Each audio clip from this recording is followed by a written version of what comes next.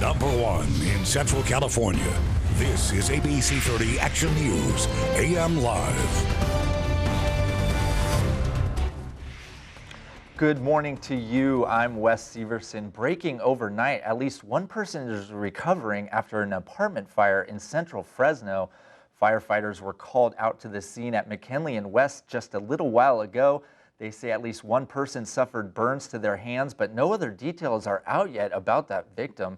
Investigators are still looking into the cause of the fire, and they will be on scene for a while. We do have a crew headed to that scene, and we will bring you more updates as soon as they come in.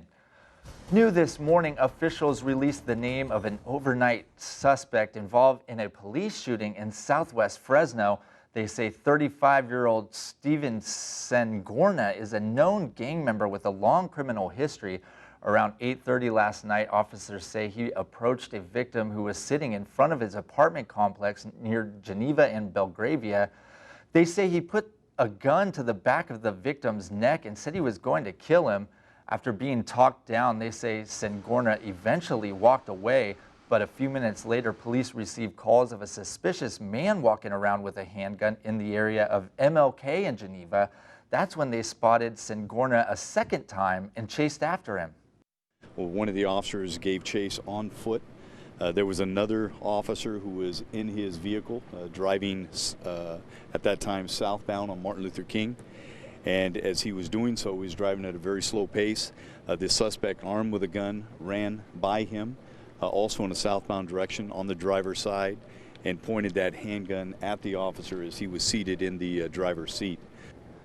They say the officer feared for his safety and fired his weapon multiple times through the windshield. A bullet grazed the suspect's head. He was taken to the hospital for treatment before being booked into the Fresno County Jail on multiple charges.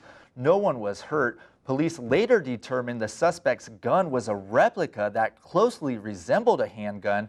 The officer involved in the shooting has been placed on administrative leave for the investigation. New this morning, a woman is recovering after being hit by a car in downtown Fresno around 9 last night. Fresno police say it appears the woman in her 40s is at fault. The driver who hit her stayed at the scene near Ventura and G Street until police arrived. That driver is cooperating with the investigation. Investigators don't know yet if alcohol was a factor in the crash. The woman is recovering at Community Regional Medical Center. New this morning from the South Valley, at least one person is dead after an accident in Dinuba. A vehicle somehow lost control and rolled. This was around midnight on Road 100 near East Nebraska Avenue. It's still unclear if the driver or the passenger was killed. The crash is still under investigation and no other details have been released. Also in the South Valley, authorities are investigating another traffic accident that left one person dead. It happened around 6 last night on Jackson near Highway 41, just south of Lemoore. Authorities say the driver of a Honda Civic was driving southbound when he drifted into oncoming traffic and collided head-on with an SRV. The driver of the Civic was taken to the hospital where he later died. The highway was closed for several hours. An update now on an ongoing water issue in northeast Fresno. One of the nation's top experts on corrosive water and lead contamination is now advising city officials on how to handle problems here. Dr. Mark Edwards is from Virginia Tech University. He's best known for helping uncover the lead contamination problem in Flint, Michigan.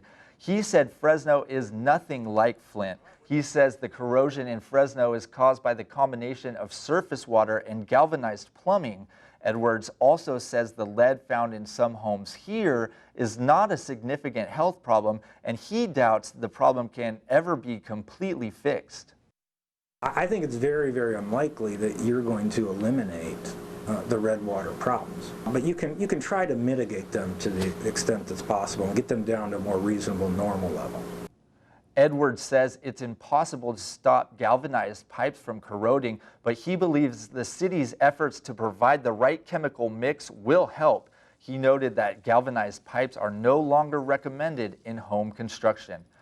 And a huge scare for a Florida family. What was supposed to be a routine boat ride home turned into a nightmare. Their vessel capsized, sending everyone overboard, including a nearly 2-year-old girl.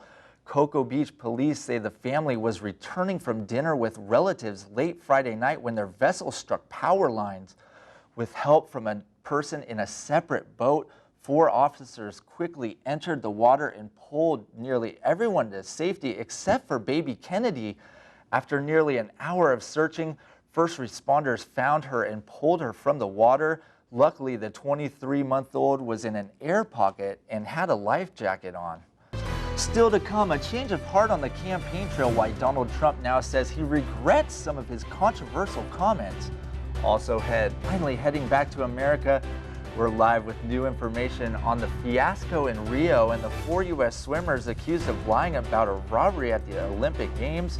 Plus, speed was the name of the game last night in Rio. Find out if the fastest man on earth could retain that title during the 200-meter final.